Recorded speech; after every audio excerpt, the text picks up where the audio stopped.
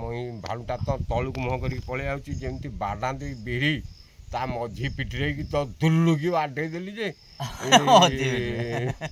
ଏମିତି ସେ ନଈ ଯାଉଛି ଦୁଲୁକି ଏମିତି ସଡ଼କ ବାଡ଼େଇ ଦେଲେ ଏଇ ଭାଲୁ ଏକାଥରେ ଚିଲା ଦେଲେ ମୂଲିଆ ଅଧା ଇଆଡ଼େ ପଳେଇଲେ ଅଧା ଘରକୁ ପଳେଇଲେ ଯିଏ ଯୁଆଡ଼େ ଝାଡ଼ା ଆସିଥିଲେ ଏ ଉପର ସାହିବାଲା ସେଇ ବାଟ ପଳେଇଲା ଯେ ସେ ଶଳା ଦୁଇଟା ମଇଁଷି ଉପରେ ଏକାଥରେ ଚଢ଼ିଗଲା ମଇଁଷିଟା ଫିଟେଇ ଦେଇଛି ଦେଲା ତ ତଳି ଯେ ଏକାଥରେ ଗଣିଆ ହାର ଯୋଗୀ ବାରିଆଡ଼େ ପଶିଗଲା ଦାଣ୍ଡକୁ ବାହାରିଗଲା ଦାଣ୍ଡରୁ ପୁଣି ପଳେଇ ଆଇଲା ଇଏ କରିବୁ ଦିର୍ଜହର ବାରିଠୁ କେଶବ ଘର ବାରି ବାଟେ ଯୋଉଠି ଶିଶିର ଘର କରିଛି ସେଇ ଯୁଗଳ ଘର ବାରି ବାଟେ ପଶିଗଲା 10 ଜଣଙ୍କୁ କାମୁଡ଼ିଦେଲା ନିରୀହର କବାଟ ନେଇଗଲା ନା ଏକାଥରେ କିଏ ଗୋଟେ ଧାଇଁଟା ଆଠ ଉପରେ ଚଢ଼ିଗଲା ଯେ ଭାଲୁ ଚଢ଼ିଗଲା ନିଶାଣି ବାଟ ଆଠ ଉପରୁ କୁଆଡ଼େ ନିରେଇ ନା ଏଠୁ ଏମିତି ହେଇକି ପାହାର କେତେ ସିଏ ଅଲଜିଆ ହେଇଯାଇଛି ନା ବିରି ବାଡ଼େଇଲା ବେଳେ ମୋ ବଳ ଯେତିକିରେ ସେତିକିରେ ବାଡ଼େଇଛି ହେତେବେଳକୁ ମୋ ବଳଟା ଅଲଗା ଥିଲା ମୁଁ ଯାହା ଯେତିକି ଟେକୁଥିଲି ପାରୁଥିଲି ଆମ ଗାଁରୁ କବି ତ କିଡ଼ନୀ ଛିଡ଼ି ପଡ଼ିବ ତ କଲିଜା ଫାଟିଯିବ ଏତେ କ'ଣ କାମ କରୁଛୁ ଏମିତି କାମ କରୁଛୁ କବି ତ କଲିଜାଟା କେତେବେଳେ ଛିଡ଼ିକି ଗୋଟେ ଖସି ପଡ଼ିବ ପ୍ରବଳ କାମ କରୁଥିଲି ମୁଁ ଡରୁନଥିଲି ସେଇ ଭାଲୁଟା କଷ୍ଟକୁ କାମୁଡ଼ି ଦେଇଥିଲା ନା ହଁ ସେଇ ଭାଲୁଟା ଶୁଣୁ ଏଠୁ ଆସିଲା ଯେ ଧୁରୁଭର ବାରିବାଟ ତମ ବାରିବାଟ ପଶିକି ଦାଣ୍ଡକୁ ବାହାରିକି ପୁଣି ଧୁରୁଭର ବାରିବାଟ ଯାଇକି ଜୟର ଘର ବାଟେ ପଶିଲା ଜୟ ସେଠୁ ରଥୁଘର ବାଇରେ ରହିଲା ସେ କଲରା କୁନ୍ଦିରେ ନଟିରେ ଏଠୁ ଆସିଲେ କିଏ ନାଇଁ ଯେଉଁ ମାଟି ଆଉରା ସୂରିଆ ରଘୁଆ ତୀର୍ଥ ତା ବାପ ଏଇ ଯେଉଁଟା ଏପର୍ଯ୍ୟନ୍ତ ଡେଙ୍ଗାଟା କଣ୍ଠିଆ ତ ମୁଡ଼ିକି ତା ହାତ ଭାଙ୍ଗିଦେଲା ହେଇଗଲା ମୁଁ ପଳେଇକି ଛାଡ଼ିଦେବି ଏଠୁ ଏମିତି ହେଇକି ନର୍ସମ କହୁଛି କୁଆଡ଼େ ଗଲା ବେ ଶଳା ଭାଲୁଟା ଏକା ଏଇ ଯେଉଁ ବଡ଼ ତୀର ଆଣିଛି ଏକା ଥରକେ ରହିବ ଭାଲୁଟା ଧାଇଁ ଆଇଲା ଯେ ଇଏ ମୁଗୁନା ଡାଲୁଟାକୁ ଧରିଛି ତା ଗାଣ୍ଠିଟାକୁ କାମୁଡ଼ି ଦେଲା ଆଉ ଉଡ଼େଇ ପଡ଼ିଲା ଯେ ଭାଲୁ ତା ଗାଣ୍ଠିଟାକୁ କାମୁଡ଼ି ରଘୁଆ ଆଇଲା କହିଲା ହେତେବେଳକୁ ଟୁକା ଗୁଡ଼ା ରଘୁଆ କହିଲା କୁଆଡ଼େ ଗଲା ବେ ଶଳା ଭାଲୁ ଇଏ କାଣ୍ଡଟାକୁ ଧରିଛି ଭାଲୁ ଯେମିତି ଗହଁକି କରିଦେଲା ଇଏ କାଣ୍ଡ ଫାଣ୍ଡ ଯଦି ପକେଇ ଦେଇକି ଇଏ ଧାଇଁଲା ଆଉ ସାର୍ଥର ଘର ଉପରେ ଏକାଥରେ ତାଙ୍କ ଘର ଭାଙ୍ଗିଦେଲେ 2-3 ଜଣ ଚଢ଼ିକି ମୁଗୁନା ଗଛ ଉପରେ ଭାଲୁ ଆସିଲା ଯେ ଚଢ଼ିଗଲା ଯେ 2-3ଟା ଥିଲେ ଏକାଥରେ ଭାଙ୍ଗିଗଲା ମୁଗୁନା ଗଛ ଗୁଡ଼ା ଏଇ ଯେଉଁ ଚୈତନ୍ୟ ବୁଢ଼ା ଥିଲା ରଥୁଘର ପ୍ରଫୁଲ୍ଲ ରଥୁ ବିଦା ସେଇଟାକ ସେଠୁ ଏମିତି ହେଇକି ତା ବାରି ଭିତରେ ରହିଲା ଜୟ ହଟୁ ଗଲା ଶଳା ଭାଲୁ କୁଆଡ଼େ ଗଲା ସେ ନୂଆକି ବନ୍ଧୁକ ଆଣୁଛି ବନ୍ଧୁକଟା ଧରିକି ଆସି କହିଲା କୁଆଡ଼େ ଗଲା ଭାଲୁ ଭାଲୁଟା ଯେମିତି ଧାଇଁ ଆଇଲା ଆଉ ଜୟ ବନ୍ଧୁକଟା ପକେଇ ଦେଇକି ତା ଛାତ ଉପରେ କବାଟ ନଗେଇ ଦେଇକି କହିଲା ଆଇ ଶଳା ଭାଲୁ କେଉଁ ବାଟେ ଚଢ଼ିବୁ ଛାତ ଉପରକୁ ଆଇ ଭାଲୁ ଏମିତି ତାକୁ ନେଇଯାଏ ବନ୍ଧୁକଟା ତଳେ ପଡ଼ିଛି ସେତେବେଳେ ଗୋଳି କରିଥିଲା ଆଉ ଗୋଳି ସେ ପୁରେଇ ଦେଇଛି ଆଉ ମାରିବ କୁଆଡ଼େ ସେ ତ ଥରିଗଲା ଆଉ ମାରିବ କେମିତି ଏମିତି ହେଇକି ଆଉ ହେଲା ନାଇଁ ସବୁ ଲୋକ ପୁଣି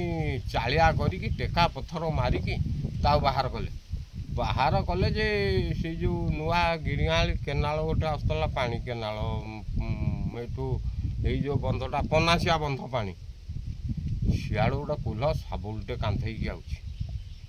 ସାବୁଲଟା ସେ କାନ୍ଧେଇକି ଆଉଛି ଭାଲୁଟା କେନାଳ ହୁଡ଼ାରେ କାଦୁଅ ମାଦୁଅ ହେଇକି ସଞ୍ଜ ବେଳକୁ ଯାଉଛି ଆଉ ସେ ଯେଉଁ କେନାଳ ହୁଡ଼ାରେ ଯାଉଛି କୁଲଟା ସେଇ କେନାଳ ହୁଡ଼ାରେ ଆଉଛି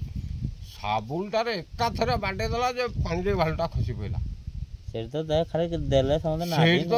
ତାପରେ ସେ ପାଣିରେ ପଡ଼ିଛି ଆଉ ଉଠିବ ଆଉ କେନାଳ ଗୁଡ଼ାକୁ ତାପରେ ନାଦି ଦେଲେ ଧରିକି ଯେ ଏକାଥରେ ସେ ମାରିଦେଲେ ସାଙ୍ଗେ ସାଙ୍ଗେ କାନ୍ଧେଇକି ଆଣିଲେ ଏଇ ଯେଉଁ ଜଳହର ବାର୍ତ୍ତଳ ଏଇ ଯେଉଁ ପଡ଼ିଆଟା ଏ ମାହାନ୍ତ ଲାଗିଛନ୍ତି ଖେଳ ପଡ଼ିଆ ଯେଉଁଟା କରିଛନ୍ତି ସେଇଠି ତ ସାଙ୍ଗେ ସାଙ୍ଗେ ସଞ୍ଜ ବେଳକୁ କାଟିଦେଲେ ତା ରୁମ ସହ ରହିଲା ନାହିଁ ରାମ୍ପିକି ସବୁ ମାଂସ ନେଇଗଲେ ଭାଗ କରିକି ଭାଲୁ ମାଂସ ଖାଇଦେଲେ ସେତେବେଳେ ଭାଲୁ ମାଂସ ଖାଉଛନ୍ତି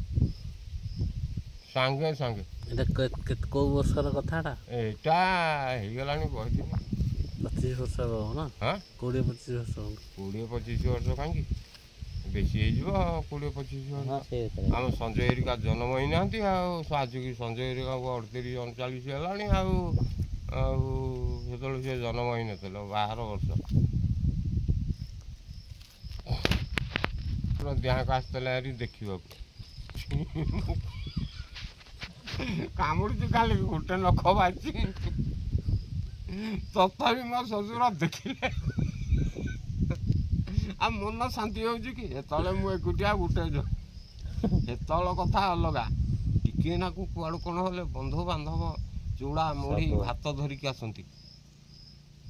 ସେତେବେଳେ ଭାତ ଧରିକି ଆସନ୍ତି ମାନେ ଜଇଁ ଦେଖିଲେ ତମର ତାହେଲେ ଏଇ ଯୋଉ ଶ୍ୱଶୁର ଦେଖିଲେ ତମର କୋଉଠି କାମ ଏଇଟା ପୁରା ଦାଗ ଅଛି ଏଇଠି କୋଉଠି ଆଜିକାଲି ଅଛି କି ନାହିଁ କି ଏକାଥରେ ପଳେଇ ଆସିଲେ ଯେ ସେଠୁ ସାଙ୍ଗେ ସାଙ୍ଗେ ଭାଲୁଟା ଏକା ଚିରାଡ଼ିରେ ଏଇ ଯେଉଁ ଯେତେ କଡ଼ାଳିଆ ବୁଢ଼ାଗୁଡ଼ା ଥିଲେ ମଙ୍ଗୁଳିଆ ଆଉ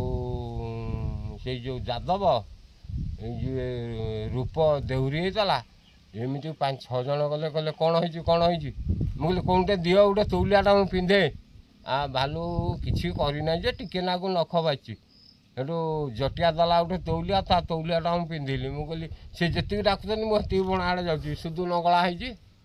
ସେତେବେଳକୁ ରକତରା ସବୁ ଜଙ୍ଗଜଙ୍ଗି ନାଲିଆ ହେଲାଣି ସେଠୁ ଅସନ ପଥରରେ ପୋଛିଦେଲି ରକ୍ତ ଗୁରା ପୋଛିଦେଲି ଆଉ ରକ୍ତ ସେଠୁ ବହିଲା ନାହିଁ ଟିକେ ବନ୍ଦ ହେଲା ଖାଲି ଉପରିଆ କି ଅଳ୍ପ କି ବାଛି ସେତେବେଳକୁ ତା ହାତଟା ଭାଙ୍ଗି ଯାଇଛି ଆଉ ଭାଲୁ ହାତଟା ଆଉ ନଡ଼ କରୁଛି ଭାଙ୍ଗି ଯାଇଛି ଖାଲି ଏମିତି ନକେଇ ଦେଇକି ଟିକେ ଟାଣିଦେଲା ମୁଁ ତ ହାଣିଦେଲି ଏକାଥରେ ଛିଡ଼ିପଡ଼ିଲା କହିଲା କୁଆଡ଼େ ଗଲା ମୁଁ କହିଲି ଏଇଟା ଭାଲୁଟା ସେଇଠି ମଲା ଆଉ ମୁଁ କହିଲି ଦିଅ ମୋତେ ଗୋଟେ ଦାନ୍ତ କି ନଖ ମୁଁ ସେତେବେଳକୁ ଆଉ କିଛି କହିପାରିଲି କହିଲେ ଏରା ତୁ ଘଡ଼ିଟା ଆମେ ରଖିଦେବୁ ନେଇକି ଜଟିଆ ଗଲା ମୁଁ ଦେଇକି ଘଡ଼ି ନେବି ଆଉ ତା ନଖ ଦେବି ଆଉ ତା ଦାନ୍ତ ଦେବି ଏକାଥରେ ସେ କାନ୍ଧେଇକି ଆଣିଲେ ହାରି କାଟିକି ଖାଇଦେଲେ ଆଉ ଦେଖେଇଦେଲି ଭାଲୁଟା ସେଇ ଏତେ ପଡ଼ିଛି କହିଲେ ଉପରଟା ତା ଜିଭଟା ନାହିଁ କି ଆଉ ଥମୁନିଟା ନାହିଁ ମୁଁ କହିଲେ ହେଇରା ସେଇଠି ପଡ଼ିଛି ଏ ଥମୁନିଟା ଉପର ଥମୁନିଟା ମୁଁ ଆଣିଥିଲେ ହାରି ହେଇଥାନ୍ତା ଆଣିଲି ନାହିଁ କିଛି ନାହିଁ ମୁହଁ ତଳକୁ ତ ଖାଲି ଥରି ଯାଉଛି ଆଉ ସେଠୁ ସେ ଦୁଇଟା ମଇଁଷି ଧରିକି ଆସିଲି ଆଉ ସବୁ ମଇଁଷି ପାଇଲି ନାହିଁ କୁଆଡ଼େ ଉଡ଼େଇକି ପଳେଇଲେ ତା ପରଦିନ ଭୋରୁ ରାତିରେ ଅନ୍ଧାର ଅଛି ବାପା ହାରିରେ ମୋର ଆସିଲା ବେଳକୁ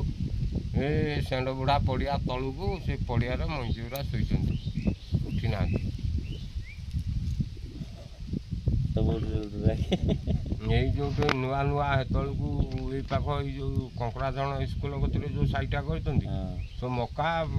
ପକା କରିଥିଲେ ସବୁ ହେଇଥିଲା ମଇଁଷି ପଚିକି ଖାଇ ଖୁଆକି ଯାଇକି ସେଇଠି ଶୋଇଛନ୍ତି କିଛି କହିଲାନି କ'ଣ କହିବେ